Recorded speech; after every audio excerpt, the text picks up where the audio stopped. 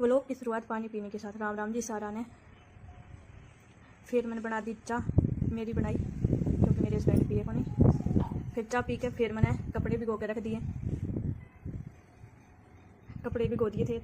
फिर आराम से 2 बजे फिर मैंने झाड़ू लगाई, फिर मैंने सारी साफ़ सफाई करी। फिर झाड़ू लगा के फिर मैंने ये चिड़िया आ गई थी, फिर मैंने इन्होंने रोटी गेड़ी। फिर मैंने खाना बनाया, यो आटो मेरो है, यो पति देव को, यो गेहूँ को है। और फिर मैंने बनाई 3 बजे वाली चाह तू बना के चाह पी के फिर मैंने बर्तन साफ़ करे। बर्तन साफ़ करके फिर मैंने हरी चूड़ियाँ तो पहन ली, लेकिन मेहंदी कौन लगाई। अब मैं लगाऊंगी मेहंदी। कमेंट में बताइए मेहंदी किसी की लग गई, क्योंकि मेहंदी अगले व्लॉग में देखने मिलेगी था ने,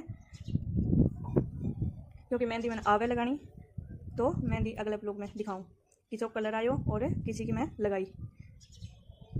ठीक है जी, बाय बाय, मिलेंगे नेक्स्ट व्लॉग में। Thank you.